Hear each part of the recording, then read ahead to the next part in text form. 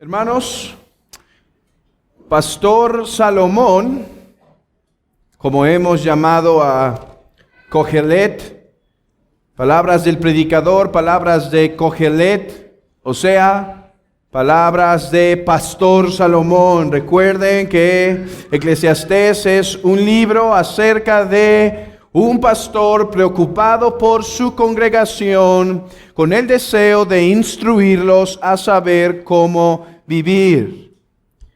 Ya hemos visto bastante hasta este momento de cómo vivir a la luz de vanidad de vanidades.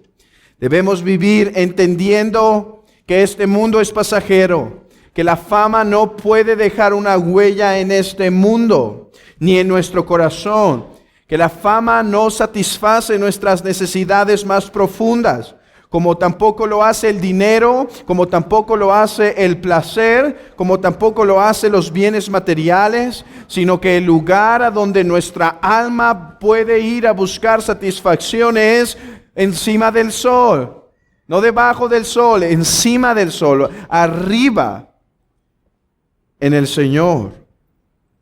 Salomón nos ha hecho saber la realidad de la muerte. Ahora, Pastor Salomón nos va a enseñar cómo vivir debajo del sol en el templo de Dios. Cómo adorar a Dios. Salomón instruye a su congregación recordándoles quién es Dios. Esto es algo importante de estos dos versículos, versículo 1 y 2. Noten que las instrucciones de cómo deben conducirse en el templo de Dios no son instrucciones aleatorias, no son instrucciones que se le ocurren una vez a Salomón y ya. Son aplicaciones de verdades eternas. O sea, Salomón dice, cuando te acerques a la casa de Dios, no seas pronto para hablar. Acércate humilde. Acércate entendiendo una verdad, que Dios está en los cielos y tú estás en la tierra. Pastor Salomón dice, cuando vayas al templo, cuando te acerques, no puedes acercarte sin reflexionar en esta verdad, que Dios es más grande, más excelso, más sublime de lo que imaginas. Así que la forma de acercarse al templo de Dios es de una forma reverente, es de una forma sumisa, más para escuchar lo que Dios tiene que decir que para revelar o para decir lo que Dios tiene que escuchar de nosotros. Al acercarnos al templo de Dios es más para escuchar, más para recibir su palabra que para que Él reciba nuestra palabra. Este vínculo es importante. Lo que es Dios, quien es Dios, dirige nuestra adoración. Por ejemplo, ustedes recordarán el momento en donde la gloria de Jehová pasa cerca de Moisés y Moisés alcanza a ver las espaldas. Se revela la gloria de Dios. ¿Y qué hace Moisés? Cae al suelo humillado y dice: Jehová, Jehová, grande, poderoso, misericordioso, que no tiene por inocente a malvado, pero que perdona a generaciones y generaciones. Y esa es la actitud una vez el corazón ha tenido un despliegue de la gloria de Dios. A la luz de quién es Dios, nosotros debemos adorar humildemente. Nosotros debemos acercarnos a su templo, no tanto para que nos escuche, sino para nosotros escucharle. Vean lo que dijo Martín Lutero respecto a la relación de quién es Dios y cómo adoramos. Dice: recuerda tu situación. Dios es grandemente majestuoso en los cielos y tú eres un gusano sobre la tierra. No puedes hablar acerca de las obras de Dios sobre la base de tu propio juicio. Más bien, deja que Dios hable. No disputes acerca de los consejos de Dios y no intentes controlar las cosas para tus propios consejos. Dice, recordemos, somos gusanos. ¿Qué son estos hombres en este grande universo? En esta grande tierra, una pequeña porción. Si somos una pequeña porción en esta grande tierra y somos casi nada en este universo, ¿qué somos delante de aquel que creó todas esas cosas por el puro dicho de su palabra? ¿Qué somos delante de Dios? Dice entonces Lutero. Entonces, cuando vayamos a adorar, no vayamos para intentar escuchar lo que queremos, para modificar lo que escuchamos y transformarlo a nuestro beneficio. Vayamos humildemente a recibir su palabra. Es Dios, dice Lutero, quien puede enmendar las cosas y perfeccionarlas, pues Él mismo está en los cielos. Nosotros expresamos todo esto al decir: no uses muchas palabras, sino mantén la boca cerrada, dice Martín Lutero. Cuando te vas a acercar a adorar a Dios, no trates de reconvenirle de lo que tú crees que es mejor acerca de la adoración, acerca de su revelación. Más bien, acerquémonos para escuchar lo que Él dice que es mejor. Cuán importante es este pensamiento en nuestra era evangélica, superficial en su adoración.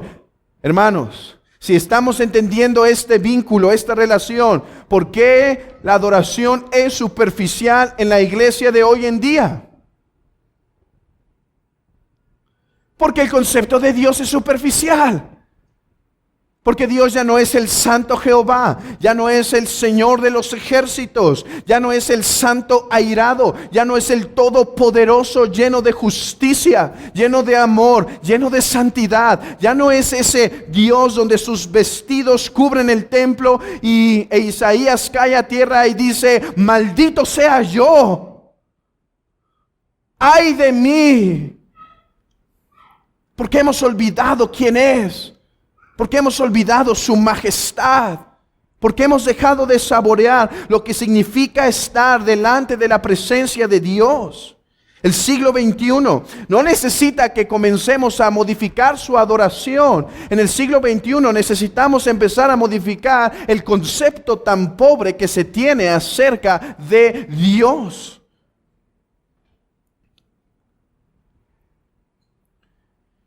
Y los versículos 1 y 2 tienen una aplicación muy práctica para nosotros.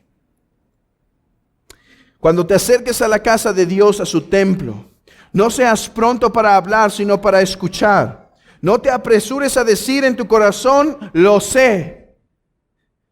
Sino escucha primero cada palabra del Señor. No nos acerquemos diciendo: no podré aprender nada nuevo el día de hoy. No podré ser exhortado en nada el día de hoy porque lo sé.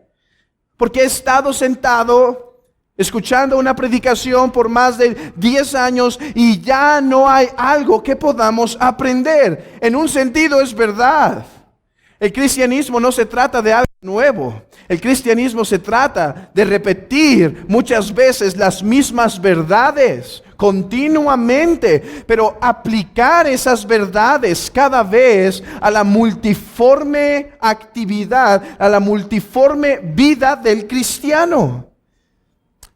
Y creo que teniendo este texto ante nosotros, no podía perder la oportunidad de poder citar algunas palabras de George Whitefield.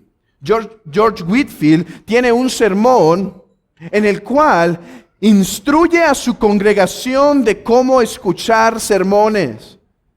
¿Saben que no solo hay un aprendizaje para hacer sermones, sino hay que aprender a escucharlos?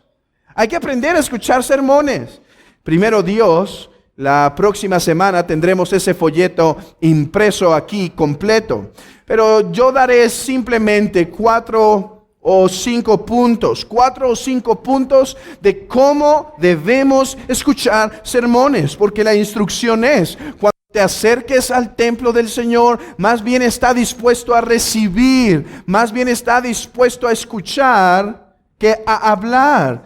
Y por lo tanto, hermanos, una aplicación para la iglesia del siglo XXI es ser instruida de cómo deben escucharse los sermones. He estado tomando en las clases del seminario una clase respecto a la predicación.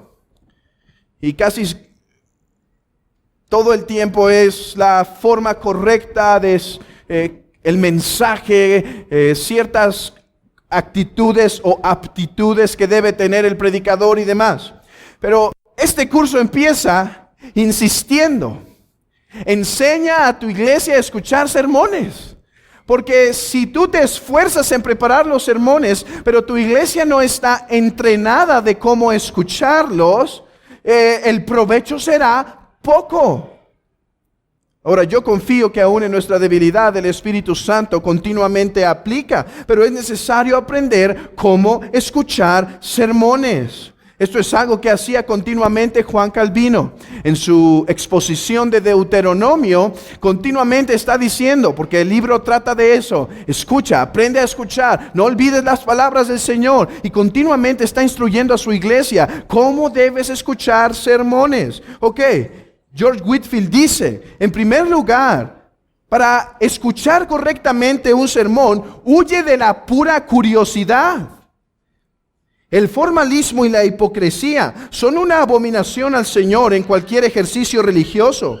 Y entrar a su casa meramente para entretener los oídos y no para reformar nuestros corazones, ciertamente debe ser muy desagradable para el Dios Altísimo. Cuando te acerques a la casa de Dios, cuando te acerques a escuchar su predicación, que no sea simplemente, bueno, vamos a aprender un poco más de teología.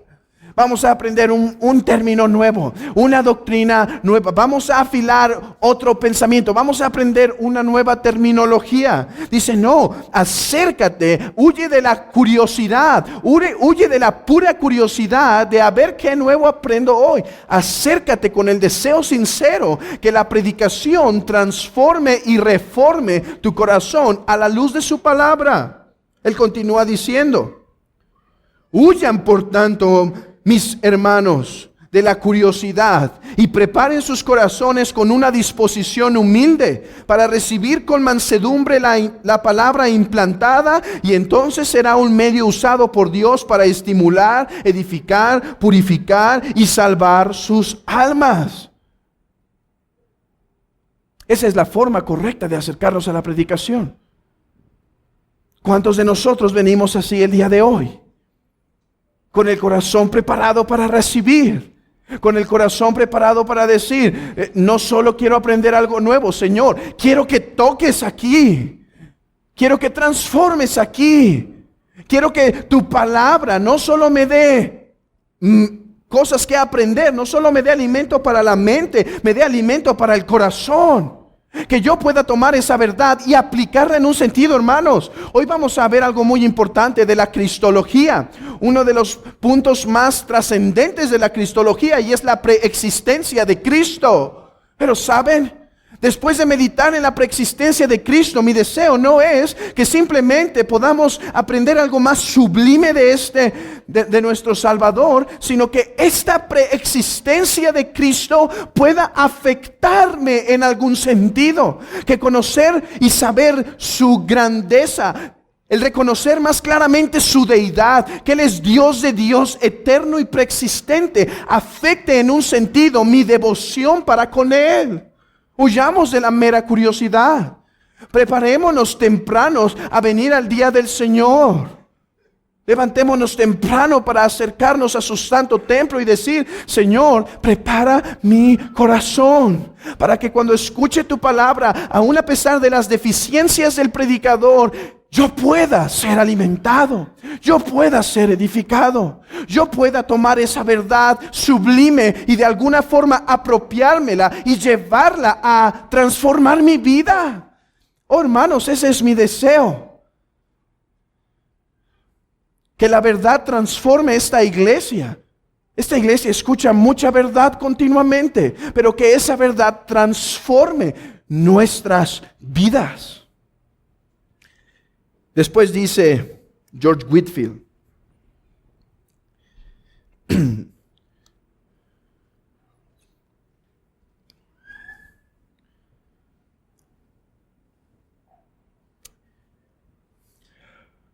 no solo preparen sus corazones antes de escuchar, sino también prepárense para poder prestar atención a las cosas que se hablan en su palabra. Dice él, pero qué poco considerados para esta instrucción son aquellos quienes, en lugar de aferrarse al predicador para escucharlo, cabecean o se duermen mientras que les está hablando de parte de Dios. Dice Whitefield, infelices.